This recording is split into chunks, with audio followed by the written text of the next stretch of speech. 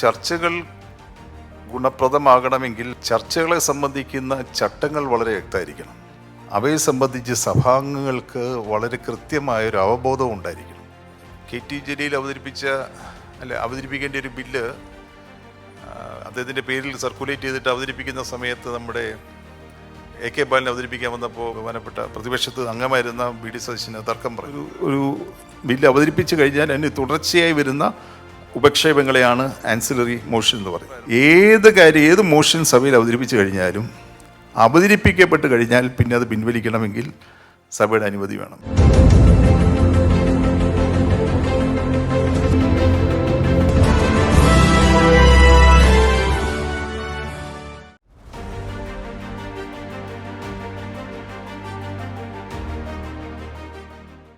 പ്രിയപ്പെട്ട സഹസാമാജികരെ, personal staff അംഗങ്ങളെ, നിയമസഭാ സെക്രട്ടേറിയറ്റ് അംഗങ്ങളെ, എല്ലാവർക്കും നമസ്കാരം.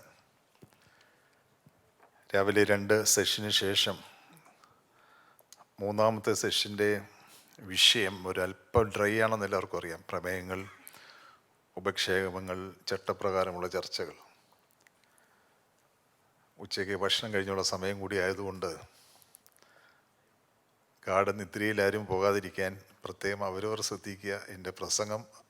എൻ്റെ പ്രസൻറ്റേഷൻ ആ നിദ്രയ്ക്ക് സഹായമാകാതിരിക്കട്ടെ എന്ന് മാത്രം ഞാനും ആഗ്രഹിക്കുന്നു. 4 കോടി ജനങ്ങളിൽ നിന്ന് 140 പേരായി തിരഞ്ഞെടുക്കപ്പെട്ട ഭാഗ്യവാന്മാരാണ് നമ്മൾ. രാവിലെ പ്രതിപക്ഷ നേതാവ് ആ കാര്യം സൂചിപ്പിച്ചു. ഈ ഭാഗ്യം എന്ന് പറയുമ്പോൾ തന്നെ വലിയ ഉത്തരവാദിത്തങ്ങളാണ് നമ്മിൽ നിക്ഷിപ്തമായിരിക്കുന്നത്. നമ്മൾ ജനകീയ പ്രശ്നങ്ങൾ പ്രതിഫലിപ്പിക്കുന്ന ഇടമായിട്ടാണ് നിയമസഭകളെ കാണുന്നത്. നിയമസഭകളുടെ പ്രധാനപ്പെട്ട ലക്ഷ്യം എന്താണ്? അതിനെ സംബന്ധിച്ചുള്ള ധാരണകൾ മാറി മറിഞ്ഞുകൊണ്ടിരിക്കുന്ന ഒരു കാലഘട്ടത്തിലാണ്. ഓരോ കാലഘട്ടത്തിലും മാറിക്കൊണ്ടിരിക്കുകയാണ്. നിയമനിർമ്മാണവും അതോടൊപ്പം തന്നെ ഭരണഘടനാപരമായ ധനപരമായ ഉത്തരവാദിത്തങ്ങൾ നിറവേറ്റാൻ വേണ്ടിയുള്ളൊരു സമിതിയാണ്. നിയമസഭാ പ്രവർത്തനങ്ങൾ എന്ന് പറഞ്ഞാൽ പ്രധാനമായും നിയമസഭയിൽ തിരുവനന്തപുരത്ത് നടത്തുന്ന സമിതികളുടെ പ്രവർത്തനങ്ങൾ, നമ്മുടെ നിയമസഭാ സമ്മേളനത്തിൽ ഏറ്റെടുക്കുന്ന കാര്യങ്ങൾ, ഇതൊക്കെയാണ്. പക്ഷെ രാവിലെ തന്നെ സൂചിപ്പിച്ചു, ഇപ്പോൾ വികസന പ്രവർത്തനങ്ങളിൽ ഉൾപ്പെടാതിരിക്കുന്നത് ഒരു നിയമസഭാ സാമാജികൻ്റെ ഏറ്റവും വലിയൊരു പിഴവായി കാണുകയാണ്. എന്താ വെച്ചാൽ ചില പ്രദേശങ്ങളിൽ അതിനേക്കാളൊക്കെ ഉപരിയായി ഈ നിയമസഭാ സമ്മേളനത്തിൽ പങ്കെടുത്തോ ഇല്ലയോ എന്നത് വിഷയമല്ല, വികസന പ്രവർത്തനവും നടന്നോ എന്നതും വലിയ പരിഗണന വിഷയമല്ല, ഞങ്ങളുടെയൊക്കെ വീട്ടിലെ കല്യാണത്തിന് വന്നോ മരണത്തിന് വന്നോ എന്നത് കൂടുതൽ അന്വേഷിക്കുന്ന രീതിയിലേക്ക് നമ്മുടെ നിയമസഭാ അംഗങ്ങളുടെ ഉത്തരവാദിത്വം അങ്ങനെ പരിമിതപ്പെടുകയാണോ വിശാലമായിക്കൊണ്ടിരിക്കുകയാണോ എന്ന് എനിക്ക് പറയാൻ അറിഞ്ഞുകൂടാ. കാഴ്ചപ്പാടിൽ വരുന്ന വ്യത്യാസമാണ്. CPIയുടെ നേതാവായിരുന്ന ഈ ചന്ദ്രശേഖരൻ നായർ സാർ ഞാൻ ആദ്യം സഭയിലെത്തിയ കാലത്തൊരു കഥ പറഞ്ഞു. 1957 1-ാം കേരള നിയമസഭയിൽ അംഗമായിരിക്കുന്നിടയിൽ അദ്ദേഹം ഒരിക്കൽ സഭ സമ്മേളിച്ചുകൊണ്ടിരിക്കുന്ന ദിവസം കൊട്ടാരക്കര വരെ പോയി, അദ്ദേഹത്തിൻ്റെ മണ്ഡലത്തിൽ. അപ്പം നാട്ടുകാരെല്ലാവരും നിയമസഭയിൽ എന്താ ഇവിടെ വന്നിരിക്കുന്നത്, ഒരു അത്യാവശ്യ കാര്യത്തിന് പോയതാ. ആ ഒരു ചിന്താഗതിയിൽ നിന്നുണ്ടായ മാറ്റം ഞാനൊന്ന് സാന്ദർഭികമായി സൂചിപ്പിച്ചു എന്നേ ഉള്ളൂ. നമുക്ക് പ്രധാനമായും എക്സിക്യൂട്ടീവിൻ്റെ ഭാഗത്തു നിന്നുണ്ടാകുന്ന തിരുത്തൽ നടപടികളും അതാത് സമയത്ത് സമൂഹത്തിലുണ്ടാകുന്ന ചലനങ്ങളും ചർച്ച ചെയ്യാനുള്ള വേദികളായി നിയമസഭയെ നമ്മൾ മാറ്റിയെടുക്കുകയാണ്.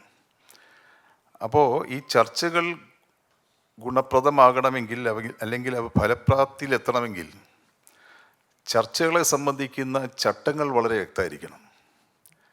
വ്യക്തമായിരിക്കണമെന്ന് മാത്രമല്ല, അവയെ സംബന്ധിച്ച് സഭാംഗങ്ങൾക്ക് വളരെ കൃത്യമായൊരു അവബോധം ഉണ്ടായിരിക്കണം. ഇപ്പോൾ നമ്മുടെ ഇത്തരം സദസ്സുകളിൽ വിമർശനങ്ങൾ പറയുന്നത് കുഴപ്പമില്ലെന്ന് എനിക്ക് തോന്നുന്നു. നമ്മുടെ രീതി എന്താ? ഇപ്പോൾ അടിയന്തര പ്രമേയം ഇപ്പോഴത്തെ പ്രതിപക്ഷം അവതരിപ്പിക്കുന്നത് മാത്രമല്ല, ഞങ്ങൾ പ്രതിപക്ഷത്തിരുന്നപ്പോഴും അടിയന്തര പ്രമേയങ്ങൾ ഈ 50ൻ്റെ ചട്ടത്തിൽ ഉൾപ്പെടുത്താൻ കഴിയാത്ത അടിയന്തര പ്രമേയങ്ങൾ ഞങ്ങളും കൊണ്ടുവരാറുണ്ട്. ബഹുമാനപ്പെട്ട കാർത്തികൻ സ്പീക്കറായിരിക്കുമ്പോൾ അത് അവതരിപ്പിക്കാൻ കഴിയാത്ത കാരണങ്ങൾ ഒന്നൊന്നായി പറഞ്ഞിട്ട് എന്നിരുന്നാലും എന്ന് പറഞ്ഞ് അവതരിപ്പിക്കാൻ ഇപ്പോഴും അത് തന്നെ നടക്കുന്നുണ്ട്. അപ്പോൾ കീഴ്വഴക്കങ്ങൾ, ചട്ടങ്ങൾ തമ്മിലൊരു കോൺഫ്ലിക്റ്റ്. ഇവിടെ പ്രശ്നം നമ്മൾ പലപ്പോഴും കീഴ്വഴക്കങ്ങളെ ആശ്രയിക്കുന്നത് എന്താ? ഒരു സമയത്ത് ഒരു ഉന്നതമായ ജനാധിപത്യ ബോധത്തിൻ്റെ ഭാഗമായി ചട്ടങ്ങൾ അനുവദിക്കുന്നില്ലെങ്കിലും ആയിക്കോട്ടെ എന്നൊരു സമീപനം സർക്കാർ അല്ലെങ്കിൽ എക്സിക്യൂട്ടീവ് എടുത്തതിൻ്റെ അടിസ്ഥാനത്തിൽ നടന്നൊരു ചർച്ച പിന്നീട് ഒരു അവകാശമായി മാറുന്നൊരവസ്ഥ. ഞാൻ ആരെയും മോശമാക്കല്, ഞങ്ങളും അതിൻ്റെ പ്രയോജനം ഉപയോഗിച്ചിട്ടുള്ളവരാണ് പ്രതിപക്ഷത്തിരിക്കുമ്പോൾ. ഇപ്പോൾ കുറച്ചാളായി പ്രതിപക്ഷത്തിരുന്നെന്നുള്ളത് ഒഴിച്ചാൽ ഞങ്ങളത് ഉപയോഗിച്ചിട്ടുള്ളവരാണ്. അപ്പോൾ വളരെ വ്യക്തമായ ചട്ടങ്ങൾ നിലനിൽക്കുന്ന സ്ഥലങ്ങളിൽ കീഴ്വഴക്കങ്ങൾ ചട്ടങ്ങളെ മറികടക്കാൻ പാടില്ല എന്നുള്ളതാണ് എൻ്റെ പക്ഷം.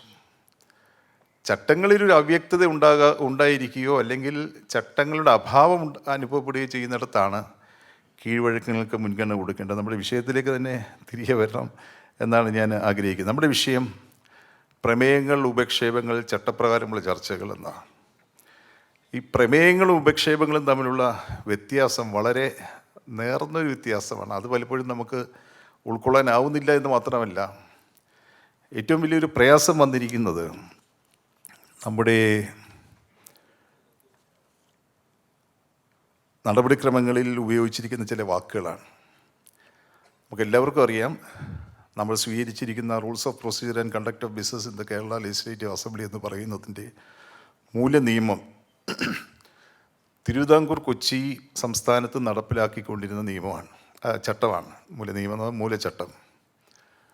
സ്റ്റേറ്റ് റീഓർഗനൈസേഷൻ ആക്ട് 1956 കേരള സംസ്ഥാനം രൂപീകരിച്ചപ്പോൾ ആ ആക്ടിലെ പ്രൊവിഷൻ വെച്ചാണ് തിരുവിതാംകൂർ കൊച്ചി സംസ്ഥാനത്തെ നിയമസഭയുടെ നടപടികൾക്ക് സ്വീകരിച്ചിരുന്ന ചട്ടങ്ങൾ കേരള നിയമസഭയുടെ ചട്ടങ്ങളായി സ്വീകരിച്ചത്. അപ്പം അന്ന് വരെ ഇംഗ്ലീഷിലേ ഉണ്ടായിരുന്നുള്ളൂ. അത് മലയാളത്തിലാക്കുന്നത് 98 എങ്ങാണ്ടാണ് ഒരു മലയാള തർജ്ജിമ ഉണ്ടാകുന്നത്.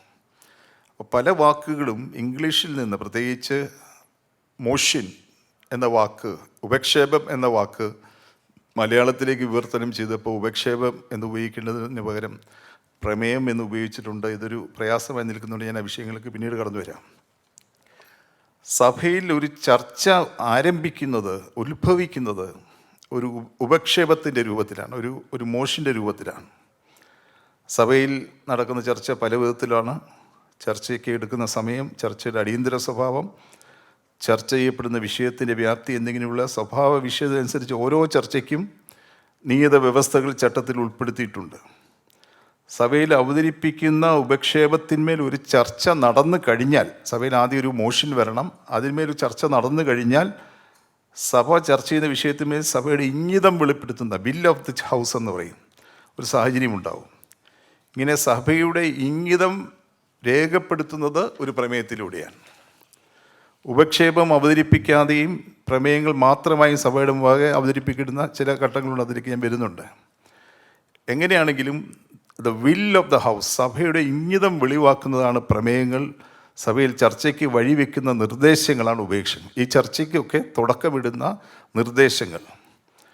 അതിന് നമ്മുടെ കമ്പനി ലോയിൽ ഇത് തമ്മിലുള്ള വ്യത്യാസം പറയുന്നത്, ഈ ഒരു കമ്പനിക്കകത്തെ കാര്യങ്ങൾ, നടപടിക്രമങ്ങൾ തീരുമാനിക്കുന്നതിന് വേണ്ടി എടുക്കുന്ന തീരുമാനങ്ങളെ അവർ മോഷൻസ് എന്നാണ് പറയുക.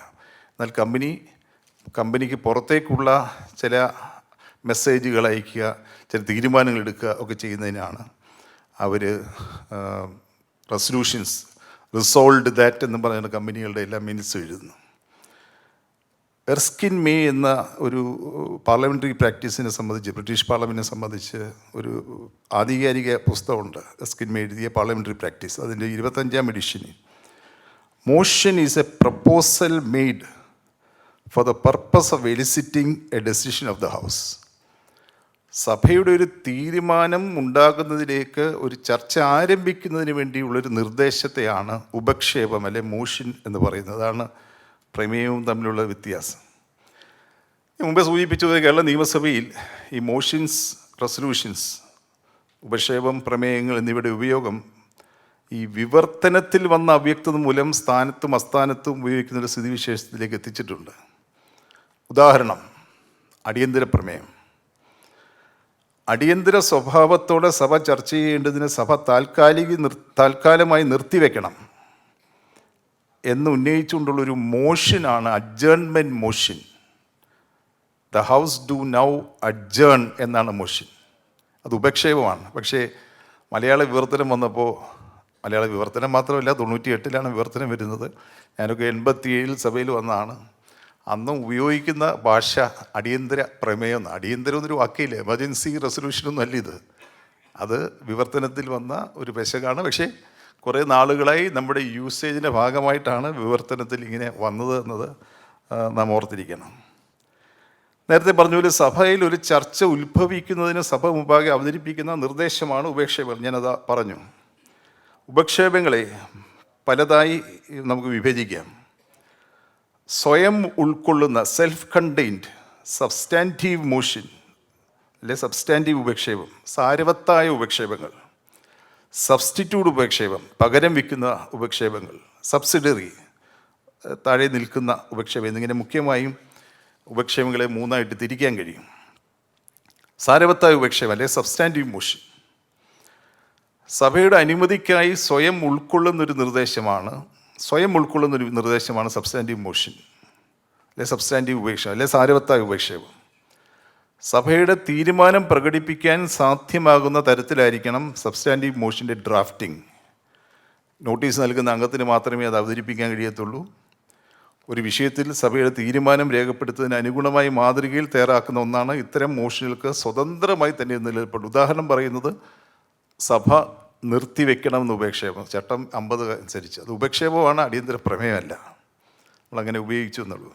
രണ്ടാമതുള്ളത് സബ്സ്റ്റിറ്റ്യൂട്ട് മോഷനാണ്, പകരം വെക്കുന്ന ഉപക്ഷേപം. ഏതെങ്കിലും നയമോ സാഹചര്യമോ പ്രസ്താവനയോ മറ്റേതെങ്കിലും വിഷയമോ സഭയുടെ പരിഗണിക്കെടുക്കണമെന്ന ഉപക്ഷേപത്തിന് പകരമായി അവതരിപ്പിക്കപ്പെടുന്ന ഉപക്ഷേപമാണ് സബ്സ്റ്റിറ്റ്യൂട്ട് മോഷൻ. ആദ്യത്തെ ഉപക്ഷേപവുമായി ബന്ധപ്പെട്ടാണ് നിൽക്കുന്നത്. ഇത്തരം ഉപക്ഷേപങ്ങൾക്ക് സബ്സ്റ്റിറ്റ്യൂട്ട് മോഷൻസിന് ഭേദഗതി അനുവദനീയമല്ല. യഥാർത്ഥ മൂല ഉപക്ഷേപത്തിൻ്റെ ചർച്ച പൂർത്തിയായാൽ പിന്നീട് ഈ മോഷൻ അവതരിപ്പിക്കാൻ കഴിയത്തില്ല. സബ്സ്റ്റിറ്റ്യൂട്ട് മോഷൻ യഥാർത്ഥ ഉപക്ഷേപത്തോടൊപ്പം ചർച്ച ചെയ്യുകയും ചർച്ച പൂർത്തീകരിച്ച് സബ്സ്റ്റിറ്റ്യൂട്ട് മോഷൻ മാത്രം സഭയുടെ വോട്ടിട്ട് തീരുമാനിക്കുകയും ചെയ്യുന്നു. സബ്സ്റ്റിറ്റ്യൂട്ട് മോഷൻ തള്ളിപ്പോയാൽ നമ്മുടെ മൂല മോഷൻ ആദ്യം അവതരിപ്പിച്ച മോഷൻ നിൽക്കും. മൂന്നാമതുള്ളതാണ് സബ്സിഡറി ഉപക്ഷേപങ്ങൾ.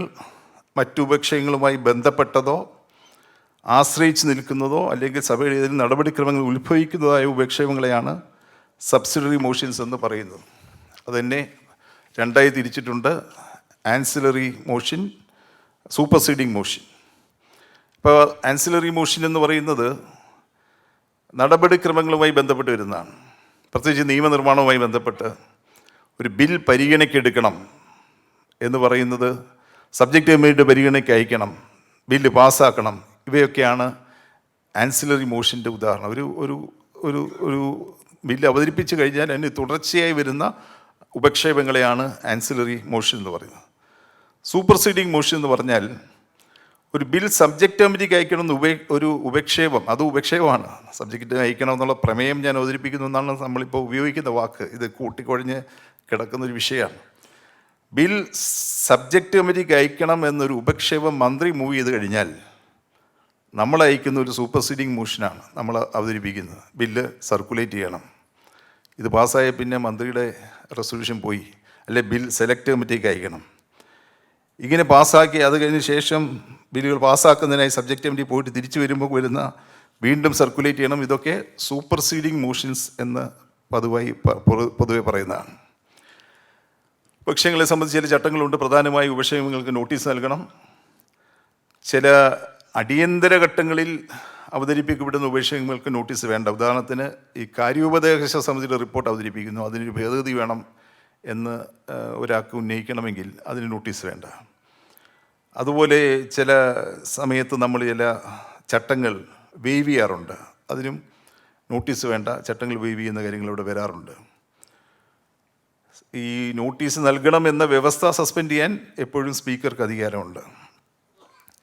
ഉപക്ഷേപത്തിൻ്റെ സ്വീകാര്യതയ്ക്ക് കുറേ വ്യവസ്ഥകളുണ്ട്. മുഖ്യമായും ഒരു നിശ്ചിത പ്രശ്നം ഉന്നയിക്കേണ്ടതാണ്, അടുത്ത കാലത്ത് നടന്ന സംഗതിയെ സംബന്ധിച്ച് മാത്രമുള്ളതായിരിക്കേണ്ടതാണ്, ഉപക്ഷേപം വിതരണം ചെയ്തിരിക്കണം, ഉപക്ഷേപം പിൻവലിക്കാം, അനുമതിയോട് മാത്രമേ. ഒരിക്കലും അവതരിപ്പിച്ച ഉപക്ഷേപം അവതരിപ്പിച്ച് കഴിഞ്ഞാൽ then it is the property of the house എന്ന് പറയുന്നത് സഭയുടെ അവകാശമാണ്, സഭയുടെ അവകാശത്തിൽ പ്രോപ്പർട്ടി ഓഫ് ദ ഹൗസാണ്. അപ്പോൾ അത് പിൻവലിക്കണമെങ്കിൽ ഏത് മോഷൻ സഭയിൽ അവതരിപ്പിച്ച് കഴിഞ്ഞാലും അവതരിപ്പിക്കപ്പെട്ട് കഴിഞ്ഞാൽ പിന്നെ അത് പിൻവലിക്കണമെങ്കിൽ സഭയുടെ അനുമതി വേണം. അതാണ് അങ്ങ് പ്രസ് ചെയ്യുന്നുണ്ടോ എന്ന് ചോദിച്ചു കഴിഞ്ഞാൽ പ്രസ് ചെയ്യുന്നില്ലെന്ന് പറഞ്ഞാൽ ചിലപ്പോൾ നമ്മൾക്ക് സമയക്കുറവുകൊണ്ട് അങ്ങ് ധൃതി വെച്ച് തള്ളിയിരിക്കുന്നു പറയും. അല്ല, സഭ പിൻവലിക്കണം എന്ന പ്രശ്നത്തെ അനുകൂലിക്കുന്നോ പ്രതികൂലിക്കുന്നോ സഭയുടെ അനുമതിയോടുകൂടി മാത്രമേ എല്ലാ മോഷൻസും നമുക്ക് ഡിസ്പോസ് ചെയ്യാൻ പറ്റുള്ളൂ. ഉപക്ഷേപം സംബന്ധിച്ച നോട്ടീസുകൾ സ്പീക്കർക്ക് ഭേദഗതി ചെയ്യാം. ഉപക്ഷേപങ്ങൾ ആവർത്തിക്കാൻ പാടില്ല. അവതരിപ്പിച്ചിട്ടുള്ള ഉപക്ഷേപം ഒരിക്കലും ലാപ്സ് ആവില്ല. അത് ഡിസ്പോസ് ചെയ്താൽ മാത്രമേ ലാപ്സ് ആവുകയുള്ളൂ. ഇനി റെസൊല്യൂഷൻസിലേക്ക് നമ്മൾ വരികയാണ്. പ്രമേയങ്ങൾ ഞാൻ മുമ്പേ സൂചിപ്പിച്ച പാർലമെൻ്ററി പ്രാക്ടീസ് എസ്കിൻ മേ പറയുന്നത് every question if agreed to becomes either an order or A resolution of the house. സഭയുടെ മുമ്പാകെ അവതരിപ്പിക്കപ്പെട്ടിരിക്കുന്ന ഏത് പ്രശ്നവും, എവരി ക്വസ്റ്റ്യൻ എന്ന് പറഞ്ഞാൽ പ്രശ്നമൊന്നുമല്ല, ഏത് വിഷയവും അത് അംഗീകരിക്കപ്പെട്ട് കഴിഞ്ഞാൽ അത് ഒരു റെസൊല്യൂഷനായി മാറുകയാണ്. അതുകൊണ്ടാണ് ഞാൻ മുമ്പ് പറഞ്ഞത് വിൽ ഓഫ് ദ ഹൗസ്. അതിൻ്റെ ഒരു വിൽ ഓഫ് ദ ഹൗസിൻ്റെ ഒരു ഔദ്യോഗിക ആവിഷ്കാരമാണ് റെസൊല്യൂഷൻസ്. സഭ ഒരു പ്രശ്നത്തിലുള്ളതിൻ്റെ അഭിപ്രായം ഉദ്ദേശവും രേഖപ്പെടുത്തുന്നത് ഇങ്ങനെ പ്രമേയത്തിലൂടെയാണ്. പ്രമേയങ്ങൾ രണ്ടായിട്ട് പ്രധാനമായി തിരിക്കാം. ഒന്ന് ഓർഡിനറി റെസൊല്യൂഷൻസ്, രണ്ട് resolutions which have statutory effect. Ordinary resolutions, ഉദാഹരണം, നമുക്കൊരു റെസൊല്യൂഷൻ പാസ്സാക്കാം. നമ്മൾ കഴിഞ്ഞ 14 നിയമസഭ പാസ്സാക്കിയ പ്രമേയമാണ് പൗരത്വ ഭേദഗതി പിൻവലിക്കണമെന്ന് കേന്ദ്ര സർക്കാരിനോട് ആവശ്യപ്പെടുന്ന നിയമസഭയുടെ പ്രമേയം. അതായത് ആൻ ഓർഡിനറി റെസൊല്യൂഷൻ. സഭയുടെ ഇംഗിതം പ്രകടിപ്പിക്കാൻ മാത്രമുള്ള ഇത്തരം പ്രമേയങ്ങളുടെ നിർദ്ദേശങ്ങൾ നിയമപരമായി നടപ്പാക്കാൻ ആ സർക്കാരിന് ബാധ്യതയില്ല, നമ്മൾ ആവശ്യപ്പെടുന്നവർക്കും ബാധ്യതയില്ല, നമുക്ക് ബാധ്യതയില്ല. എന്നാൽ നിയമപരമായി സാധുതയുള്ള പ്രമേയങ്ങളുണ്ട്. ഇപ്പോൾ ഭരണഘടന ഭേദഗതിക്ക് വിവിധ വിഭാഗങ്ങളിൽ സംവരണം നീട്ടിക്കൊടുത്തുകൊണ്ടുള്ള പ്രമേയങ്ങൾ കൊടുക്കണം. ഇത്ര അധികം സ്റ്റേറ്റ് കൊടുത്താൽ മാത്രമേ അത് ആവുകയുള്ളൂ. അതൊക്കെ ഹാവിങ് എ സ്റ്റാറ്റ്യൂട്ടറി എഫക്റ്റ്. അപ്പോൾ റെസൊല്യൂഷൻസ് തന്നെ അങ്ങനെ 2 തരത്തിലുണ്ട്. അപ്പം നമ്മൾ ഈ ഉപക്ഷേപങ്ങളും പ്രമേയങ്ങളും തമ്മിലുള്ള കാതലായ വ്യത്യാസങ്ങളെ സംബന്ധിച്ച് എപ്പോഴും ബോധ്യമുള്ളവരായിരിക്കണം എന്നുള്ളതാണ് എനിക്ക് ആദ്യം സൂചിപ്പിക്കാനുള്ളത്. അതുകൊണ്ട് സഭാ നടപടികൾ മിക്കവാറും എല്ലാം തന്നെ ഏതെങ്കിലും ഒരു ഉപക്ഷേപത്തെ അടിസ്ഥാനമാക്കിയാണ് ആരംഭിക്കുന്നത്. ഒരു വിഷയത്തിന്മേൽ ചർച്ചകൾ നടത്തുന്നതിനായി സഭയിൽ ഏതെങ്കിലും ഒരു അംഗം അവതരിപ്പിക്കുന്നതാണ് മോഷൻസ്. അതിൽ മറ്റംഗങ്ങൾക്ക് ഭേദഗതികൾ സമർപ്പിക്കാം. ചർച്ചകൾക്ക് ശേഷം ഉപക്ഷേപം കൊണ്ടുവന്ന അംഗത്തിന് സഭയുടെ അനുമതിയോടെ അത് പിൻവലിക്കാം. അപ്രകാരം ചെയ്തില്ലെങ്കിൽ ആ വിഷയത്തിൽ സഭ വോട്ടിനിട്ട് തീരുമാനമെടുക്കുക. അതായത് അന്തിമ തീരുമാനം ഉപക്ഷേപത്തിന്മേൽ സഭയ്ക്ക് എടുക്കാം. വോട്ടിനിട്ട് ഉപക്ഷേപം വിജയിച്ചാൽ ആയത് ഒരു പ്രമേയം റെസൊല്യൂഷനായി മാറുന്നു. റെസൊല്യൂഷൻ സഭയുടെ ഒരു അഭിപ്രായ പ്രകടനമാണ്. പാസാക്കിയ പ്രമേയങ്ങളിൽ അന്തിമ തീരുമാനമെടുക്കേണ്ടത് സഭയല്ല. സഭ അതിൻ്റെ അധികാര പരിധിക്ക് പുറത്ത് ഒന്നിനോട് ഇതിനായി ആവശ്യപ്പെടുകയാണ് ചെയ്യുന്നത്. അതായത് ഈ സഭ വിയോജിക്കുന്നു, അപലപിക്കുന്നു, ആവശ്യപ്പെടുന്നു, അഭ്യർത്ഥിക്കുന്നു, അതിർത്തി രേഖപ്പെടുത്തുന്നു തുടങ്ങിയുള്ള കാര്യങ്ങളാണ് നമ്മൾ ഇതിൻ്റെ അത് പറയുന്നത്. ഈ നമ്മുടെ സഭയിൽ പ്രമേയങ്ങളെ ഉപക്ഷേപങ്ങളെ സംബന്ധിച്ചുള്ള വിവിധ ചട്ടങ്ങളുണ്ട്. അവ ഏതൊക്കെയെന്നുള്ള ഒരു പരിശോധനയാണ് ഇനി നടത്താൻ ഉദ്ദേശിക്കുന്നത്. ഒന്ന്, ഗവർണറുടെ പ്രസംഗത്തിന് നന്ദി രേഖപ്പെടുത്തുന്ന ഉപക്ഷേപം. നന്ദി രേഖപ്പെടുത്തുന്ന പ്രമേയമല്ല, മലയാള തർജ്ജിമയ്ക്കകത്ത് പ്രമേയമാണ്. പക്ഷേ ഇംഗ്ലീഷ് വേർഷൻ്റെ അകത്ത് മോഷൻ ഓഫ് താങ്ക്സ് എന്നാണ് ഉപയോഗിക്കുന്നത്. അപ്പോൾ ഗവർണറുടെ പ്രസംഗത്തിൽ ഞാൻ ഇംഗ്ലീഷ് വേർഷൻ്റെ തനി മലയാളം ചട്ടപ്രകാരമുള്ളത് എടുക്കുകയല്ല. ഇപ്പോൾ നമ്മുടെ സ്പീക്കർ നിയമിച്ച ചട്ടങ്ങളുടെ പരിഷ്കരണത്തിന് വേണ്ടിയുള്ള കമ്മിറ്റി ഈ പ്രശ്നത്തിൽ, ഞാനും അതിൽ അംഗമായിരുന്നു, ഈ പ്രശ്നത്തിൽ അഡ്രസ്സ് ചെയ്യാൻ തക്കമുള്ള നിർദ്ദേശങ്ങൾ വെച്ചിട്ടുണ്ട്. ഞാൻ നേരത്തെ പലരും ചോദിച്ചു പറഞ്ഞില്ല, കാരണം സഭയുടെ മുമ്പിൽ സഭയിൽ അവതരിപ്പിച്ച് കഴിഞ്ഞിരിക്കുന്നതായതുകൊണ്ട് ഞാൻ സൂചിപ്പിക്കുന്നതാണ്. ഈ പ്രമേയങ്ങൾ മോഷൻ സംബന്ധിച്ച വിവർത്തനത്തിൽ തർജിമയിൽ വന്നിരിക്കുന്ന പൊരുത്തക്കേടുകൾ പരിഹരിക്കാനുള്ള നിർദ്ദേശങ്ങൾ ആ കമ്മിറ്റി വെച്ചിട്ടുണ്ട്. അപ്പോൾ ഒന്നാമത്തേത്, ചട്ടം 15 അനുസരിച്ച് ഗവർണറുടെ പ്രസംഗത്തിന് നന്ദി രേഖപ്പെടുത്തുന്ന ഉപക്ഷേപം. ഗവർണർ സഭയിൽ നടത്തിയ പ്രസംഗത്തിൽ പരാമർശിച്ചുള്ള സംഗതികളെ സംബന്ധിച്ചുള്ള ചർച്ചയിൽ സഭയിൽ നടക്കുന്ന ഒരു അംഗം സഭയിൽ അവതരിപ്പിക്കുന്ന നന്ദി രേഖപ്പെടുത്തുന്ന ഉപക്ഷേപത്തിന്മേലാണ് മോഷൻ ഓഫ് താങ്ക്സ്. താഴെ പറയുന്ന മാതൃകയിലാണ് കഴിഞ്ഞ പ്രാവശ്യം അവതരിപ്പിച്ച് 2023 ജനുവരി 23 ഗവർണർ കേരള നിയമസഭാംഗങ്ങളോട് ചെയ്ത പ്രസംഗത്തിന് നിയമസഭാംഗങ്ങൾ ഗവർണർക്ക് നന്ദി രേഖപ്പെടുത്തുന്നു.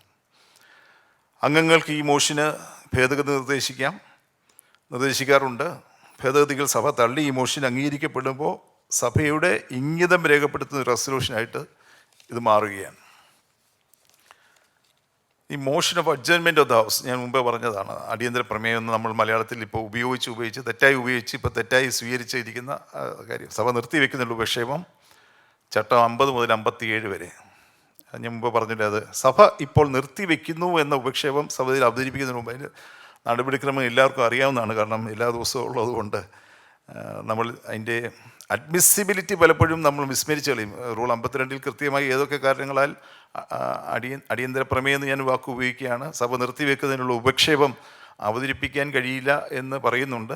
നമ്മളതിലൊക്കെ മിക്കവാറും മായം ചേർക്കുന്നെന്ന് പറയുന്നില്ല, വളരെ ലിബറലായിട്ടാണ് ഇത്തരം കാര്യങ്ങളിൽ നമ്മൾ എല്ലാ കാലത്തും എല്ലാ ഗവൺമെൻറ് കാലത്തും ഇത്തരം കാര്യങ്ങളിൽ കൈകാര്യം ചെയ്തു വരുന്നത്. ഇപ്പോൾ കേന്ദ്ര ഗവൺമെൻറ്റുമായി ബന്ധപ്പെട്ട ഒരു അടിയന്തര പ്രമേയം പാടില്ല എന്ന് പറഞ്ഞു. നമ്മൾ എന്തെല്ലാം അടിയന്തര പ്രമേയങ്ങൾ അങ്ങനെ ചർച്ച ചെയ്യുന്നു. സഭയെ ഇപ്പോൾ നിർത്തിവെക്കുന്ന ഉപക്ഷേപം സഭയിൽ അവതരിപ്പിക്കുന്നതിന് നോട്ടീസ് നൽകിയ അംഗം നമ്മൾ സാധാരണ നടപടിക്രമമാണ്. അതായത് അവതരിപ്പിക്കുന്ന സഭയുടെ അനുമതി ആവശ്യപ്പെടണം. ചട്ടം 54. ചോദ്യങ്ങൾക്ക് ശേഷം കാര്യപര പട്ടികയിലേക്ക് കടക്കുന്നതിന് മുമ്പാണ് ബന്ധപ്പെട്ട അംഗം അനുമതി തേടുന്നത്. ഈ സന്ദർഭത്തിൽ സ്പീക്കർ ബന്ധപ്പെട്ട മന്ത്രിയിൽ നിന്നും ആവശ്യമുള്ള വിവരങ്ങൾ ആരായുകയും നോട്ടീസ് നൽകി അംഗത്തെ കേൾക്കുകയും ചെയ്ത ശേഷം ഉപക്ഷേപം അവതരിപ്പിക്കേണ്ടതുണ്ടോ എന്ന കാര്യത്തിൽ തീരുമാനം കൈക്കൊള്ളുന്നു. അവതരണാനുമതി നൽകുന്ന പക്ഷം സ്പീക്കർ സഭയുടെ ഇംഗിതം ആരാഞ്ഞതിന് ശേഷം ചട്ടം 55 അനുസരിച്ച് ഉച്ചയ്ക്ക് 1 മണിക്കോ അല്ലെങ്കിൽ സഭയിലെ കാര്യപരിപാടികൾ പരിശോധിച്ച ശേഷം അതിന് മുമ്പുള്ളൊരു സമയത്തോ ഉപക്ഷേപം പരിഗണിക്കെടുക്കുന്നതാണ്. ഈ ഉപക്ഷേപത്തിന്മേൽ സഭയ്ക്ക് 2 മണിക്കൂറിൽ കുറയാതുള്ള സമയം ചർച്ച നടത്തുന്നതാണെന്ന് ചട്ടം 56 പറയുന്നു. മന്ത്രിസഭയ്ക്കെതിരെയുള്ള അവിശ്വാസം രേഖപ്പെടുത്തുന്ന ഉപക്ഷേപം, അത് നമ്മൾ അവിശ്വാസ പ്രമേയം എന്നാണ് പറയുന്നത്. പക്ഷേ മോഷൻ ഓഫ് നോ കോൺഫിഡൻസ് ആണ്. ചട്ടം 63 സംസ്ഥാന മന്ത്രിസഭയിൽ സഭയ്ക്ക് അവിശ്വാസമുണ്ടെങ്കിൽ അത് സംബന്ധിച്ചൊരു ചർച്ച ഉയർത്തിക്കൊണ്ടുവരുന്നതിനുള്ള ഉപാധിയാണ് മന്ത്രിസഭയ്ക്കെതിരെ അവിശ്വാസം രേഖപ്പെടുത്തുന്ന ഉപക്ഷേപം അല്ലെങ്കിൽ മോഷൻ ഓഫ് നോ കോൺഫിഡൻസ്. ഈ ഉപക്ഷേപം അവതരിപ്പിക്കുന്നതിന് സഭാചട്ടങ്ങളിൽ നിയന്ത്രണങ്ങൾ ഏർപ്പെടുത്തിയിട്ടുണ്ട്. അവതരിപ്പിക്കുന്ന സഭയോട് അനുമതി ആവശ്യപ്പെടേണ്ടതാണ്. 20-ൽ കുറയാത്ത അംഗങ്ങളുടെ പിന്തുണയുണ്ടെങ്കിലേ ഉപക്ഷേപത്തിന് അവതരണാനുമതി ലഭിക്കുകയുള്ളൂ. ഈ ഉപക്ഷേപം അവതരിപ്പിക്കുന്ന നോട്ടീസ് സഭയിൽ അനുമതി തേടുന്നതിന് 3 പൂർണ്ണ ദിവസത്തിന് മുമ്പ് സെക്രട്ടറിക്ക് നൽകേണ്ടതാണ്, അനുമതി ചോദിക്കുന്നതിന് മുമ്പ്. ഇനി അനുമതി ലഭിച്ചു കഴിഞ്ഞാൽ 10 ദിവസത്തിനുള്ളിലുള്ള സ്പീക്കർ നിശ്ചയിക്കുന്ന ഏതെങ്കിലും ദിവസം ഉപക്ഷേപം പരിഗണനയ്ക്ക് എടുക്കുന്നതാണ്. സാധാരണ നിലയിൽ അവതരണാനുമതി തേടുന്ന ദിവസം തന്നെ ഉപക്ഷേപം അവതരിപ്പിക്കുന്നതും അതിനുള്ള ചർച്ച നടക്കുന്നതാണ്. 3 ദിവസമാണ് സാധാരണ അവിശ്വാസ പ്രമേയത്തിന് ചർച്ചയ്ക്കായി നീക്കി വയ്ക്കുന്നത്. കോവിഡിൻ്റെ പശ്ചാത്തലത്തിൽ വന്ന അവിശ്വാസ പ്രമേയം ഒറ്റ ദിവസം കൊണ്ട് ചർച്ച ചെയ്തു. 2020 ഓഗസ്റ്റ് 24 ഒരു ദിവസം മാത്രമേ ചർച്ച ചെയ്തുള്ളൂ. അവിശ്വാസ പ്രമേയം എന്നാണ് ഞാൻ ഉപയോഗിച്ചത്. നമ്മൾ ഉപയോഗത്തിൽ വന്ന് ഞാനും തെറ്റായിട്ട് തന്നെയാണ് ഉപയോഗിക്കുന്നത്. ചട്ടം 130 അനുസരിച്ചുള്ള ഉപക്ഷേപമാണ് അടുത്തായിട്ടുള്ളത്. ചട്ടം 130 പറയുന്നത് ഒരു ഉപക്ഷേപത്തിന്മേലല്ലാതെ ഭരണഘടനയിലോ ചട്ടങ്ങളിലോ മറ്റു വിധത്തിൽ വ്യവസ്ഥ ചെയ്തിട്ടുള്ള തരത്തിലൊഴികെ സാമാന്യമായി പൊതു താല്പര്യത്തെ സംഗതിയെക്കുറിച്ച് യാതൊരു ചർച്ചയും നടത്താൻ പാടില്ലെന്നാണ് ചട്ടം 130. അപ്പോൾ പൊതു പ്രാധാന്യ വിഷയത്തെ സംബന്ധിച്ച് ചർച്ച വേണമെങ്കിൽ 130 അനുസരിച്ച് ഒരു നോട്ടീസ് കൊടുക്കണം. ഉപക്ഷേപത്തിൻ്റെ സ്വീകാര്യത സംബന്ധിച്ച വ്യവസ്ഥകൾ 132-ലും 133-ലായിട്ട് നൽകിയിട്ടുണ്ട്. അസ്വീകാര്യ യോഗ്യത സ്പീക്കർ തീരുമാനിക്കുന്നതാണ്. ചർച്ചയ്ക്ക് സമയം നിശ്ചയിക്കുന്ന സ്പീക്കറാണ്. സഭയിലെ കാര്യങ്ങളുടെ സ്ഥിതി പരിഗണിക്കുകയും സഭാ നേതൃത്വത്തിന് കൂടിയാലോചിച്ചതിന് ശേഷം കാര്യോപദേശ സമിതിയുടെ ശുപാർശയിലുമാണ് സ്പീക്കർ ഇത്തരം കാര്യങ്ങൾ തീരുമാനിക്കുക. കാര്യോപദേശ സമിതി പരിഗണിച്ച ശേഷം ചർച്ചയുടെ സമയവും തീയതിയും നിശ്ചയിക്കുന്നു. ഈ ചട്ടം 130 പ്രകാരമുള്ള ഉപക്ഷേപത്തിൻ്റെ മേലുള്ള ചർച്ച 15ാം കേരള നിയമസഭയിൽ ഇതുവരെ നടന്നിട്ടില്ല. അവസാനമായി ഇത്തരമൊരു ചർച്ച നടന്നത് 14ാം കേരള നിയമസഭയുടെ കാലയളവിൽ 30/10/2019 RCEP കരാർ ഒപ്പുവെക്കാനുള്ള കേന്ദ്ര സർക്കാർ തീരുമാനത്തിനെതിരെയുള്ള അവതരിപ്പിച്ച ഉപക്ഷേപത്തിന്മേലാണ്. അതിനുശേഷം ചർച്ച നടന്നിട്ടില്ല. ഇനി ചട്ടം 135 അനുസരിച്ച് ദിവസം നിശ്ചയിച്ചിട്ടില്ലാത്ത ഉപക്ഷേപങ്ങൾ, no day yet named motions, ചട്ടം 135 പറയുന്ന ഒരു അംഗം 130 അനുസരിച്ച് ചട്ടം 130 അനുസരിച്ച് ഉപക്ഷേപത്തിന് നോട്ടീസ് നൽകിയാൽ സ്പീക്കർ അതിൻ്റെ സ്വീകാര്യ യോഗ്യത പരിശോധിച്ച് അനുവദിക്കുന്നതാണ്. എന്നാൽ ഉപക്ഷേപത്തിനുള്ള ചർച്ചയ്ക്ക് ദിവസം നിശ്ചയിച്ചിട്ടുണ്ടാകില്ല. ഇത്തരം സന്ദർഭങ്ങളിൽ പ്രസ്തുത ഉപക്ഷേപം ദിവസം നിശ്ചയിച്ചിട്ടില്ലാത്ത ഉപക്ഷേപങ്ങൾ എന്ന ശീർഷകത്തോടുകൂടി ബുള്ളറ്റിൻ മുഖേന അംഗങ്ങൾക്ക് വിതരണം ചെയ്യും. നമുക്ക് ഈ നിയമസഭയിൽ പ്രാക്ടീസ് ചെയ്ത് ഇതുവരെ അത് ആരും നോട്ടീസ് കൊടുത്ത് കണ്ടില്ല. No day yet named motions എന്നാണ്. ഈ നോട്ടീസിലെ വിഷയം ബന്ധപ്പെട്ട വകുപ്പ് മന്ത്രി അറിയിക്കും. സഭയിൽ ചർച്ച നടന്നില്ലെങ്കിലും പൊതു താല്പര്യമുള്ള വിഷയങ്ങളെ സഭാംഗങ്ങളുടെ ശ്രദ്ധയിൽ കൊണ്ടുവരുന്നതിനും അത് സംബന്ധിച്ച് അഭിപ്രായ രൂപീകരണം നടത്തുന്നതിനും ഇത് സഹായിക്കുന്നു. No day yet named motions എന്ന് പ്രസിദ്ധപ്പെടുത്തുമെന്നുണ്ടെങ്കിലും ചട്ടം 130 അനുസരിച്ചുള്ള ഉപക്ഷേപത്തിനുള്ള നോട്ടീസുകൾ വളരെ വിരളമായിട്ട് മാത്രമാണ് അംഗങ്ങൾ നൽകാറുള്ളത്. ഇനി ചട്ടം 215-ലും 221-ലും പറയുന്ന ഉപക്ഷേപങ്ങൾ, അതായത് 215 കാര്യോപദേശ സമിതിയുടെ റിപ്പോർട്ടിന്മേലും 221 അനൗദ്യോഗിക ബില്ലുകളും പ്രമേയങ്ങളും സംബന്ധിച്ച സമിതിയുടെ റിപ്പോർട്ടിന്മേലും സഭയിൽ റിപ്പോർട്ടുകൾ വന്നു കഴിഞ്ഞാൽ ഭേദഗതികൾ കാണിച്ച് ഉപക്ഷേപങ്ങൾ കൊണ്ടുവരാവുന്നതാണ്. അരമണിക്കൂറിൽ കുറഞ്ഞൊരു സമയം ചർച്ചയ്ക്കായി വേണം അനുവദിക്കാം. ഒരംഗം 5 മിനിറ്റ് കൂടുതൽ സംസാരിക്കുന്നതിനെല്ലാം 215-ലും 221-ലും കൃത്യമായി പറഞ്ഞിട്ടുണ്ട്. പിന്നെ ചട്ടം 264(2) അനുസരിച്ച് റൂൾസ് കമ്മിറ്റി റിപ്പോർട്ടിന്മേൽ ഭേദഗതിക്ക് നോട്ടീസ് കൊടുത്ത് മോഷൻ അവതരിപ്പിക്കാം, ഉപക്ഷേപം അവതരിപ്പിക്കാം. ഞാൻ എൻ്റെ ഡീറ്റെയിൽസിലേക്ക് പോകുന്നില്ല, സമയം കൂടുതലായി എടുക്കുന്നുണ്ടല്ലോ. ഇനി ചട്ടം 275 അനുസരിച്ച് ഒരു സബ്സ്റ്റാൻറ്റീവ് മോഷൻ അവതരിപ്പിക്കാം. അതായത് ഞാൻ മുമ്പ് സൂചിപ്പിച്ചല്ലോ, 130 അനുസരിച്ച് മോഷൻ നോട്ടീസ് കൊടുക്കാം. ആ നോട്ടീസ് ഒരിക്കലും പാസ്സാക്കപ്പെടേണ്ടതല്ല, പൊതുകാര്യങ്ങളെ സംബന്ധിച്ച് ചർച്ച ചെയ്യാം. ആ ചർച്ചയെ അടിസ്ഥാനപ്പെടുത്തിയുള്ള കാര്യങ്ങൾ ഉൾക്കൊള്ളിച്ചുകൊണ്ടൊരു പ്രമേയം, ഒരു മോഷൻ, ഒരു ഉപക്ഷേപം. ഞാനും പ്രമേയം എന്നുള്ള വാക്ക് ഉപയോഗിച്ച് ഞാനും അതിൻ്റെ ഭാഗമാവുക, തിരുത്തണമെന്ന് മനഃപൂർവ്വം എഴുതി വെച്ച് വന്നെങ്കിലും ഉപയോഗിച്ച് വരികയാണ്. അതിനെ അടിസ്ഥാനപ്പെടുത്തി വരുന്ന ഒരു മോഷനെയാണ് 275 അനുസരിച്ചുള്ള സബ്സ്റ്റാൻറ്റീവ് മോഷൻ. അത് വോട്ടിടാൻ 130 അനുസരിച്ചുള്ള ഉപക്ഷേപം വോട്ടിടാൻ പാടില്ല. എന്നാൽ ചർച്ചകളുടെ അവസാനം ചർച്ചയിൽ ഉത്ഭവിച്ച ഏതെങ്കിലും പ്രശ്നം വോട്ടിടേണ്ടതുണ്ടെങ്കിൽ ഒരംഗം സ്പീക്കറുടെ അനുമതിയോടുകൂടി സാരവത്തായ ഉപക്ഷേപം, സബ്സ്റ്റാൻറ്റീവ് മോഷൻ അവതരിപ്പിക്കേണ്ടതും അതിൽ വോട്ടെടുപ്പ് നടത്തേണ്ടതാണ്. ഇനി ഉപക്ഷേപം സംബന്ധിച്ച ചർച്ച നീട്ടിവെക്കാൻ ചട്ടം 233 അനുസരിച്ച് നോട്ടീസ് കൊടുക്കാം. ഒരു ഉപക്ഷേപം അവതരിപ്പിച്ച ശേഷം അതിന്മേലുള്ള ചർച്ച മാറ്റിവെക്കണമെന്നൊരു അംഗത്തിന് ഉപക്ഷേപം അവതരിപ്പിക്കാം. എന്നാൽ ഒരംഗം അവതരിപ്പിച്ച ഉപക്ഷേപം ചട്ടങ്ങളുടെ ദുരുപയോഗപ്പെടുത്തലാണെന്ന് സ്പീക്കർക്ക് അഭിപ്രായമുള്ള പക്ഷം അദ്ദേഹത്തിന് ഒന്നെങ്കിൽ ഉടൻ തന്നെ ആ പ്രശ്നം വോട്ടിനിടാം, അല്ലെങ്കിൽ ആ പ്രശ്നം അവതരിപ്പിക്കുന്നത് വേണ്ടെന്ന് വെക്കുകയോ ചെയ്യാവുന്നതാണ്. അങ്ങനെ ഉപക്ഷേപം സംബന്ധിച്ചുള്ള ചർച്ച നീട്ടിവെക്കൽ ചട്ടം 273 അതിന് ഉപയോഗിക്കുന്ന വാക്ക് ഡൈലേറ്ററി മോഷൻ, ഡിലേ ചെയ്യിപ്പിക്കാൻ വേണ്ടിയുള്ള, മാറ്റിവെക്കാൻ വേണ്ടിയുള്ളതാണ്. ഒരു ബിൽ ഗസറ്റിൽ പ്രസിദ്ധപ്പെടുത്തുകയും സഭയിൽ അവതരിപ്പിക്കപ്പെടുകയും ചെയ്തതിന് ശേഷം പ്രസ്തുത ബിൽ പൊതുജനാഭിപ്രായം ആരായതിനായി വീണ്ടും വിതരണം ചെയ്യുന്നതിന് വേണ്ടി കൊണ്ടുവരുന്ന ഒരു ഉപക്ഷേപം കാലതാമസം വരുത്താനായി കൊണ്ടുവരുന്ന സ്വഭാവത്തിലുള്ളതാണെന്ന് സ്പീക്കർക്ക് അഭിപ്രായമുള്ള പക്ഷം അദ്ദേഹത്തിന് ഉടൻ തന്നെ ചർച്ചയില്ലാതെ തന്നെ അത് സംബന്ധിച്ചുള്ള പ്രശ്നം വോട്ടിനിടാം. ഇനി ക്ലോഷർ മോഷനുണ്ട്, ഉപക്ഷേപങ്ങളുടെ സമാപനം. ചർച്ച അനന്തമായി നീണ്ടുപോകുമ്പോൾ, സമയപരിധി നിശ്ചയിച്ചിട്ടുള്ള ചർച്ചകൾ അങ്ങനെ നീണ്ടുപോകുമ്പോൾ പ്രശ്നം ഇപ്പോൾ വോട്ടിനിടണം. The question may now be put to vote എന്നാണ് പറയുക. അതായത് അപ്പം തന്നെ വോട്ടിനിടണം എന്ന് പറഞ്ഞാൽ ചർച്ച അവസാനിപ്പിക്കണമെന്നാണ്. അങ്ങനെ അവതരിപ്പിക്കുന്ന ഒരു ഉപക്ഷേപമാണ് 293 ക്ലോഷർ മോഷൻ എന്നാണ് പറയുന്നത്. സാധാരണ ബില്ലിൻ്റെ ചർച്ചകൾ അനന്തമായി നീണ്ടുപോകുമ്പോൾ, പക്ഷേ ഈ അടുത്ത കാലത്തൊന്നും അങ്ങനെ ചെയ്തിട്ടില്ല. കാരണം 294 പ്രകാരം സ്പീക്കർക്ക് ബില്ലിൻ്റെ ചർച്ചകൾ ഒരു സമയപരിധിയൊക്കെ നിർദ്ദേശിക്കാവുന്നതാണ്. ഒരു ഉപക്ഷേപത്തിൻ്റെ ചർച്ച പരിമിതപ്പെടുത്താൻ വേണ്ടി ഒരു ഉപക്ഷേപം അവതരിപ്പിക്കാം. ആവശ്യമില്ലാതെ ചർച്ച നീണ്ടുപോകുമ്പോൾ ചട്ടം 294 അത് സംബന്ധിച്ചുള്ള കാര്യങ്ങൾ പറയുന്നു. ഇനിയുള്ളത് ധനപരമായ നടപടിക്രമങ്ങളും ഉപക്ഷേപങ്ങളും സംബന്ധിച്ചാണ്. ബഡ്ജറ്റ് അവതരണം, ബഡ്ജറ്റ് എന്ന വാക്ക് ഭരണഘടനയില്ല എന്നൊരു രാവിലെ പ്രതിപക്ഷ നേതാവ് സൂചിപ്പിച്ചു. പക്ഷേ നമ്മുടെ ചട്ടങ്ങളിൽ പലയിടത്തും ബഡ്ജറ്റ് എന്ന വാക്ക് ഉപയോഗിക്കുന്നുണ്ട്. Annual financial statement of expected income and expenditure എന്നാണ്. എക്സ്പെക്റ്റഡ്, പ്രതീക്ഷിക്കുന്ന വരുമാനത്തിൻ്റെയും ചെലവുകളുടെയും വാർഷിക ധനകാര്യ സ്റ്റേറ്റ്മെൻറ്റ് എന്ന് മാത്രമാണ് ഭരണഘടനയിൽ ഉപയോഗിക്കുന്ന ബഡ്ജറ്റിനെ പറ്റി. അപ്പോൾ ബഡ്ജറ്റ് അവതരിപ്പിച്ചതിന് ശേഷം, ബഡ്ജറ്റ് എന്ന വാക്ക് സൗകര്യത്തിന് വേണ്ടി ഉപയോഗിക്കുകയാണ്, നമ്മുടെ റൂൾസ് ഓഫ് പ്രൊസീജിയർ ബഡ്ജറ്റ് എന്ന വാക്കുകൊണ്ട് തന്നെ പൊതുചർച്ച ആരംഭിക്കുന്നതിനായി പ്രത്യേകമായി ഉപക്ഷേപത്തിൻ്റെ ആവശ്യമില്ല. പൊതുചർച്ച മാത്രമേ ഉള്ളൂ. ചട്ടം 141 അത് പറയുന്നത്. ഇപ്രാവശ്യമുള്ള പൊതുചർച്ചയുടെ അവസാനം ഡിമാൻഡുകൾ ബന്ധപ്പെട്ട സബ്ജക്റ്റ് കമ്മിറ്റികളുടെ സൂക്ഷ്മ പരിശോധനയ്ക്ക് റിപ്പോർട്ടിനുമായി അയക്കുന്നതാണ് നമ്മുടെ നടപടിക്രമം. നമ്മൾ ബഡ്ജറ്റ് പാസ്സാക്കാറില്ല, എല്ലാവർക്കും അറിയാമല്ലോ. 142 ചട്ടം അനുസരിച്ച് കമ്മിറ്റികളെ സൂക്ഷ്മ പരിശോധനയ്ക്ക് അയക്കും. സബ്ജക്റ്റ് കമ്മിറ്റി റിപ്പോർട്ട് സമർപ്പിച്ച ശേഷം സ്പീക്കർ സഭാ നേതാവിനോടും പ്രതിപക്ഷ നേതാവിനോടും ആലോചിച്ച് പൊതു താല്പര്യത്തിന് അനുയോജ്യമായ ദിവസങ്ങൾ ചർച്ചകൾക്കും വോട്ടിനുമായി നീക്കി വെക്കുന്നു. ചട്ടം 143. ഇനി ഓരോ ധനാഭ്യർത്ഥനയായിട്ട് വരുന്നത് നമ്മുടെ ഉപക്ഷേപങ്ങളായിട്ടാണ്. ഇത്ര കോടി രൂപ ഇന്ന വകുപ്പിലേക്ക് അനുവദിക്കണം എന്ന പ്രമേയം ഞാൻ അവതരിപ്പിക്കുന്നു എന്ന് പറഞ്ഞാലും ഡിമാൻഡ് എന്ന് പറയുന്നത് മോഷനാണ്. അത് പാസ്സായി കഴിയുമ്പോഴാണ്. അതിന് പലതരത്തിലുള്ള കട്ട് മോഷൻസ് വരാം. അംഗങ്ങൾക്ക് കട്ട് മോഷൻസ് അവതരിപ്പിക്കാനുള്ള ചട്ടമാണ് 143(3) ഉപവകുപ്പ് 3.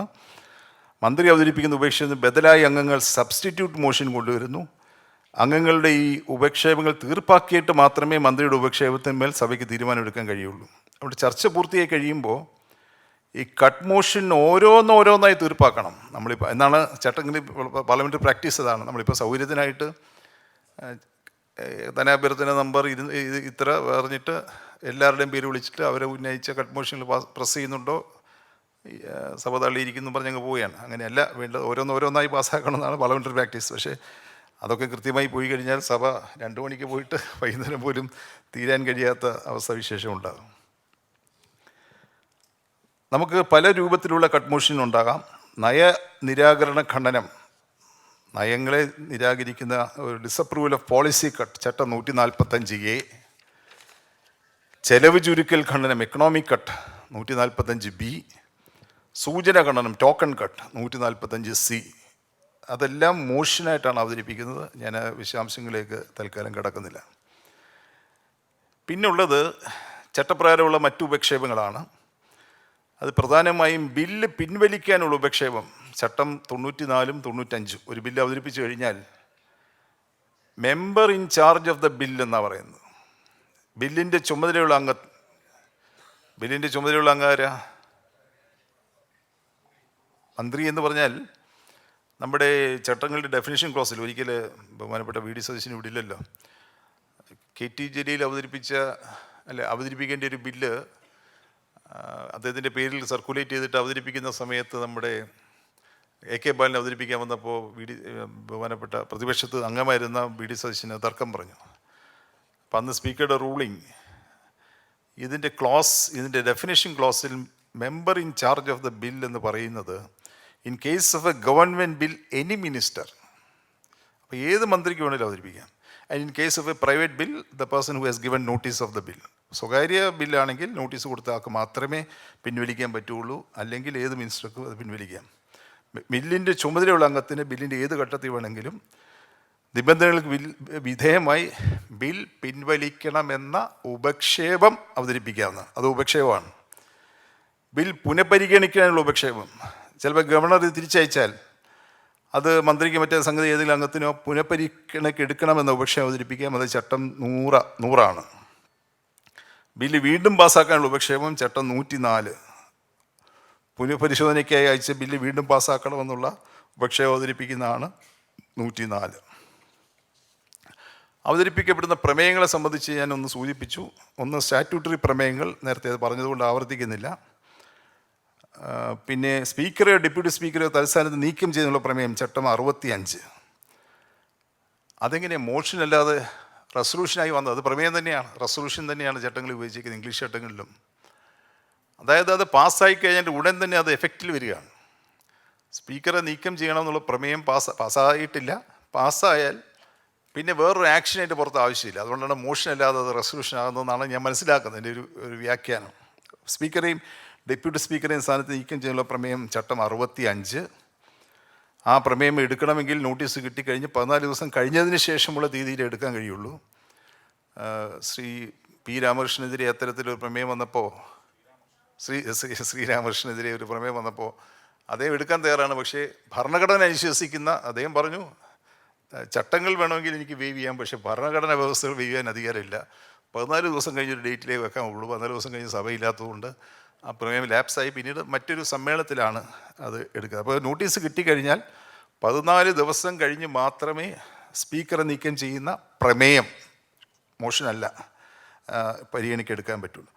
ഓർഡിനൻസ് നിരാകരണ പ്രമേയം അത് പ്രധാനമായും ഭരണഘടന ഉറപ്പ് നൽകുന്ന അവകാശമാണ്. നമ്മൾ സാധാരണ ഉപയോഗിക്കുന്നതാണ്. ചട്ടം ഭരണഘടനയുടെ അനുച്ഛേദം 213(2)(a) പ്രകാരം. പിന്നെ അനൗദ്യോഗിക അംഗങ്ങളുടെ പ്രമേയങ്ങൾ, അത് പ്രമേയങ്ങൾ അവതരിപ്പിച്ച് കേട്ട് പരിചയമില്ലെങ്കിലും റിപ്പോർട്ടായി സ്ഥിരം സഭയിൽ വരുന്നത് കൊണ്ട് എല്ലാവർക്കും അത് പരിചയം കാണും, പ്രമോദിന് നല്ല പരിചയം കാണും. ഇങ്ങനെ പ്രമേയങ്ങൾ അത് ചട്ടം 116, 117 പറയുന്നത്. ഗവൺമെൻറ് പ്രമേയങ്ങൾ ചട്ടം 118. പിന്നെ മറ്റൊരു പ്രമേയമുണ്ട്, ചട്ടത്തിൽ രേഖപ്പെടുത്തിയിട്ടില്ല. സഭ അനിശ്ചിതകാലത്തേക്ക് പിരിയുന്നു എന്നത് ഒരു പ്രമേയമായിട്ടാണ് അവതരിപ്പിക്കുന്നത്. ചട്ടപ്രകാരമുള്ള ചർച്ചകൾ ഞാൻ ചുരുക്കി പറയാം. ഒന്ന്, ഞാൻ നേരത്തെ സൂചിപ്പിച്ചതാണ്, ഉപക്ഷേപമാണ് ഗവർണറുടെ നയപ്രഖ്യാപന പ്രസംഗത്തിന് നന്ദി രേഖപ്പെടുത്തുന്ന ഉപക്ഷേപത്തിന്മേൽ ചർച്ച, ചട്ടം 15. ഇനി ഗവർണർ അല്ലാത്ത സമയത്തും വന്ന് പ്രസംഗിക്കാം. അങ്ങനെ പ്രസംഗിച്ചാലും അല്ലാത്തപ്പോഴും ഗവർണർ പ്രസംഗത്തിൽ പരാമർശിച്ച വിഷയങ്ങളെ സംബന്ധിച്ചുള്ള ചർച്ച, ചട്ടം 17. രാവിലെ ഒരു ചോദ്യം ഉണ്ടായി, എനിക്ക് തോന്നുന്നു പ്രമോദ് നാരായണനാണ് ചോദിച്ചത്, ഈ അടിയന്തര ചോദ്യങ്ങളെ സംബന്ധിച്ച് ചർച്ച പറ്റുമോ എന്ന്. ചട്ടം 49 ചോദ്യങ്ങളുടെ മറുപടിയിൽ നിന്ന് ഉത്ഭവിക്കുന്ന അടിയന്തര ചോദ്യമാണോന്നില്ല, ചോദ്യങ്ങളുടെ മറുപടിയിൽ നിന്ന് ഉത്ഭവിക്കുന്ന പൊതുപ്രാധാന്യമുള്ള സംഗതിയെ സംബന്ധിച്ച് ചർച്ച ചെയ്യാൻ ഒരു പ്രൊവിഷനുണ്ട്, അരമണിക്കൂർ ചർച്ച, ചട്ടം 49. ഇതൊക്കെ നമ്മൾ എല്ലാവരും ഉപയോഗിക്കാൻ തുടങ്ങിയ സ്പീക്കറുടെ സമയങ്ങൾ അഡ്ജസ്റ്റ് ചെയ്ത് തരാൻ വയ്യാതെ വരും. സഭ നിർത്തിവെക്കണമെന്ന് ഉപക്ഷേപം നമ്മൾ മുമ്പ് പറഞ്ഞതാണ്. അടിയന്തര പ്രമേയം എന്ന് വാക്കുപയോഗിക്കുന്ന സഭ നിർത്തിവെക്കണമെന്ന ഉപക്ഷേപം. അടിയന്തര പൊതുപ്രാധാന്യമുള്ള സംഗതികളെക്കുറിച്ചുള്ള ചർച്ച, ചട്ടം 58. ഇത്തരം കാര്യങ്ങളാണ് പ്രധാനം. പിന്നെ ഏത് റിപ്പോർട്ടിന്മേലും നമുക്ക് ചർച്ച ചെയ്യാനുള്ള അവകാശമുണ്ട്, നോട്ടീസ് കൊടുക്കണം. ആ ചർച്ച ചട്ടം 205B പ്രകാരം. അപ്പോൾ ഈ ചർച്ചകളും പ്രമേയങ്ങളും ഉപക്ഷേപങ്ങളും ഒക്കെ നമ്മുടെ ഒഴിച്ചുകൂടാനാവാത്ത സംഗതികളാണ്. സഭയ്ക്കകത്ത് ഒരു നിയമസഭാംഗത്തിന് കാര്യക്ഷമമായ ഇടപെടൽ നടത്തുന്നതിന് ഇവയെ സംബന്ധിക്കുന്ന നടപടിക്രമങ്ങൾ അറിയണം. ചട്ടപ്രകാരമുള്ള ഈ നടപടിക്രമങ്ങൾ കൃത്യമായി മനസ്സിലാക്കാൻ നമുക്ക് കഴിയട്ടെ. അതിന് സഹായമായ ചർച്ച ഉണ്ടാകട്ടെ എന്ന് മാത്രം ഞാൻ പ്രതീക്ഷിക്കുന്നു. നമുക്കിപ്പോൾ പൊതുമണ്ഡലത്തിൽ ഉപയോഗിച്ച് വരുന്ന പല പ്രയോഗങ്ങളും തെറ്റായി പരിഭാഷയിൽ കടന്നുകൂട്ടിയ വരെ ഞാൻ പറഞ്ഞു. ഉദാഹരണം, അഡ്ജർൺമെൻറ്റ് മോഷൻ പറഞ്ഞു, നോ കോൺഫിഡൻസ് മോഷൻ പറഞ്ഞു, അവിശ്വാസ പ്രമേയമാണ് ആയിട്ട് അവർ തർജ്ജമ ചെയ്തത്. Motion of thanks to the governor, നന്ദി പ്രമേയം എന്നാണ് പറയുന്നത്. ഇതെല്ലാം ഉപക്ഷേപങ്ങളാണ്. ഇത് പ്രമേയങ്ങളിൽ നിന്ന രീതിയിലാണ് ഇപ്പോൾ മലയാളത്തിൻ്റെ ചട്ടക്കൂട്ടി വന്നിരിക്കുന്നത്. ഇത് മാറ്റിയെടുക്കാനുള്ള അഡ്ഹോക് കമ്മിറ്റിയുടെ ശുപാർശ സഭയുടെ മുമ്പാകെ ഉണ്ട്, സ്പീക്കർക്ക് സമർപ്പിച്ചു, സഭയിൽ അവതരിപ്പിച്ച് കഴിഞ്ഞിട്ടുണ്ട്. അതിൽ പരിഗണനയുണ്ടാകും എന്ന് തന്നെ ഞാൻ പ്രതീക്ഷിക്കുന്നു. ഒരു ഡിമാൻഡ് വന്നു കഴിഞ്ഞ് കട്ട് മോഷനെ ബേസ് ചെയ്യുമ്പോഴാണ് ഡിമാൻഡിന്മേലുള്ള നയത്തിൻ്റെ ഒരു വ്യതിയാനത്തെ സംബന്ധിച്ചുള്ള സൂചന വരുന്നത്. അപ്പോൾ പാർലമെൻ്ററി പ്രാക്ടീസ് അനുസരിച്ച് കട്ട് മോഷൻ ഇല്ലെങ്കിൽ ചർച്ച നടക്കാൻ പാടില്ലെന്നാണ്. പക്ഷേ നമ്മൾ നേരത്തെ ഞാൻ തന്നെ ഈ ഒരു ക്രമപ്രശ്നമായ സഭയിൽ ഉന്നയിച്ചിരുന്നു. ഒരു വിഷയത്തിൽ കട്ട് മോഷൻ അവതരിപ്പിക്കാതെ പ്രതിപക്ഷങ്ങൾ ഇറങ്ങിപ്പോയി, കട്ട് മോഷൻ ഒന്നും അവതരിപ്പിച്ചില്ല. അപ്പോൾ കട്ട് മോഷൻ ഇല്ലാത്തതുകൊണ്ട് ചർച്ചയില്ലാതെ പാസ്സാക്കണമെന്ന് ഞാൻ പറഞ്ഞു. പക്ഷേ അന്ന് സ്പീക്കർ റൂൾ ചെയ്ത് ചർച്ച നടക്കട്ടെ എന്നാണ്. നമ്മുടെ പാർലമെൻ്ററി ചട്ടത്തെ കൃത്യമായിട്ടൊന്നും പറയുന്നില്ല കട്ട് മോഷൻ ഇല്ലെങ്കിൽ ചർച്ച നടത്താം. പക്ഷേ പാർലമെൻ്ററി പ്രാക്ടീസ് എന്ന് പറയുന്നത് ഒരു ധനാഭ്യർത്ഥന മുന്നോട്ട് വെച്ച് കഴിഞ്ഞാൽ കട്ട് മോഷൻ വരുന്നതാണ്. കട്ട് മോഷൻ അവതരിപ്പിച്ചതിന് ശേഷമാണ് ചർച്ചയുടെ സ്കോപ്പ് തുറന്നു കിട്ടുന്നത്. അതാണ് അതിൻ്റെ ഒരു ശരിയായ പാർലമെൻ്ററി പ്രാക്ടീസ്. അക്കാര്യത്തിൽ സ്പീക്കർ റൂളിംഗ് ഇല്ല ഇപ്പോഴും? അല്ല, അന്ന് ചർച്ച നടത്താമെന്ന് പറഞ്ഞു. സ്പീക്കർ റൂളിംഗ് ഉണ്ടോ എന്ന് എനിക്ക് അല്ല, സ്പീക്കർ അഭിപ്രായമാണ്. അന്ന് ചർച്ച നടത്താമെന്നും ചർച്ച നടന്നു. അന്ന് ശരിക്കും പറഞ്ഞാൽ അതൊരു നടപടി ശരിയല്ല. ഞാനൊരു ക്രമപ്രശ്നം ഉന്നയിച്ച അങ്ങേക്ക് ഓർമ്മയുണ്ടാവും. ഞാൻ ഉന്നയിച്ചെന്ന് അറിയാകൊണ്ട് ചോദിച്ചതാ.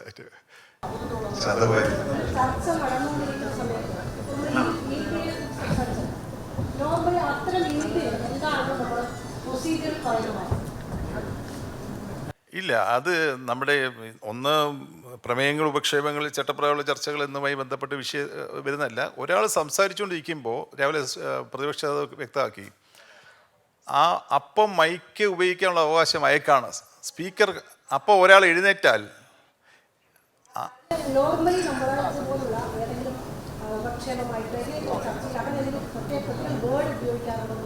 ഇല്ല, വഴങ്ങുക എന്നുള്ളതൊരു പാർലമെൻ്ററി പ്രാക്ടീസ് എന്നുള്ളൂ. ഒരാൾ സംസാരിക്കുമ്പോൾ മറ്റൊരാൾക്ക് മൈക്ക് കിട്ടണമെങ്കിൽ അയാൾ വഴങ്ങണം എന്നുള്ളതാണ്.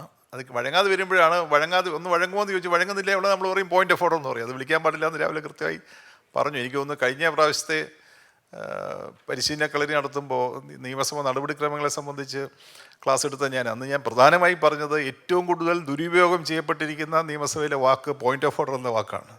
ആവശ്യമില്ലാത്തടത്തെല്ലാം നമ്മൾ പോയിന്റ് ഓഫ് ഓർഡർ വിളിക്കും. നമുക്ക് നമ്മുടെ നിലപാട് പറയാനുള്ള അവസരമല്ല പോയിന്റ് ഓഫ് ഓർഡർ. നടപടിക്രമങ്ങളിലെ പെശക്, തെറ്റ് തിരുത്തുക എന്നുള്ളതാണ് പോയിന്റ് ഓഫ് ഓർഡറിലൂടെ പറയേണ്ടത്. ചർച്ചയ്ക്ക് ഒരാൾ സംസാരിച്ചുകൊണ്ടിരിക്കുമ്പോൾ മറ്റൊരാൾക്ക് സംസാരിക്കാൻ അവസരം കിട്ടണമെങ്കിൽ സംസാരിച്ചുകൊണ്ടിരിക്കുന്ന ആൾ വഴങ്ങണം. അതാണ് പ്രാക്ടീസ്. ശരി, പ്രിവിലേജ് മോഷൻ എന്നൊരു പ്രയോഗം കേട്ടിട്ടുണ്ട്. അത് ലോക്സഭയിലൊക്കെ മറ്റേതെങ്കിലും അംഗമോ മന്ത്രിമാരോ ഒരംഗത്തിൻ്റെ അവകാശം മറുപടികൾ തെറ്റായ വിവരങ്ങൾ നൽകുക, അങ്ങനെ വന്നിട്ട് പാർലമെന്ററി പ്രിവിലേജിനെ ലംഘിക്കുമ്പോൾ ഒരു പക്ഷേ എനിക്ക് തോന്നുന്നു അതിന് വേണ്ടി ഒരു സെഷനുണ്ട്, അതുകൊണ്ടാണ് ഞാൻ അതിലേക്ക് കടക്കാൻ. അടുത്ത സെഷനാണെന്ന് തോന്നുന്നു. പ്രിവിലേജ് നമുക്കൊരു പ്രിവിലേജ് കമ്മിറ്റി ഉണ്ട്, പ്രിവിലേജ് ആൻഡ് എത്തിക്സ് കമ്മിറ്റി. നമ്മുടെ കമ്മിറ്റിയില്ല സർ, പ്രിവിലേജ് സഭയിൽ തന്നെ പ്രിവിലേജ് മോഷൻ എന്ന തരത്തിൽ ആചാര്യ സാർ വന്നിട്ടുണ്ട്. സാറിൻ്റെ ക്ലാസ് അതിനെ ബന്ധപ്പെട്ടില്ല, പ്രിവിലേജസിനെ സംബന്ധിച്ചാണ് ക്ലാസ് എന്ന് തോന്നുന്നു ടോപ്പിക്ക്. അപ്പോൾ സാർ അത് കൈകാര്യം ചെയ്യും. അതുകൊണ്ട് ഞാൻ അതിലേക്ക് കടന്നു. പ്രിവിലേജിനെ സംബന്ധിച്ച് നമുക്ക് പ്രിവിലേജ് ആൻഡ് എത്തിക്സ് കമ്മിറ്റി ഒരു കമ്മിറ്റിയുണ്ട്. മുരളി പെരുന്നെല്ലിയാണ്. നമ്മൾ നോട്ടീസ് കൊടുക്കും, നമ്മൾ സ്പീക്കർക്ക് നോട്ടീസ് കൊടുക്കും. മോഷനായിട്ടാണോ കൊടുക്കുന്നതെന്ന് എനിക്ക് പെട്ടെന്ന് പറയാൻ അറിഞ്ഞുകൂടാ. ഒന്ന് റെഫർ ചെയ്താലേ പറയാൻ അറിയുള്ളൂ. ഒരു അവകാശ ലംഘനം ഉണ്ടായി ഒരു അംഗത്തിൻ്റെന്ന് കണ്ടു കഴിഞ്ഞാൽ, അല്ലെങ്കിൽ സഭയുടെ അവകാശ ലംഘനം ഉണ്ടായിക്കഴിഞ്ഞാൽ നമ്മൾ സ്പീക്കറെ ശ്രദ്ധപ്പെടുത്തും. സ്പീക്കർ അത് പ്രാഥമികമായി പരിശോധനയ്ക്ക് ശേഷം കൂടുതൽ അന്വേഷണം വേണ്ടതാണെങ്കിൽ പ്രിവിലേജ് കമ്മിറ്റിക്ക് അയക്കും. നമ്മുടെ മുരളി പെരുന്നെല്ലി അധ്യക്ഷനായ കമ്മിറ്റിയാണ് ഇപ്പോൾ അത് പരിശോധിച്ചുകൊണ്ടിരിക്കുന്നത്. തിരിച്ച് റിപ്പോർട്ട് സഹിതം തിരിച്ചെത്തും.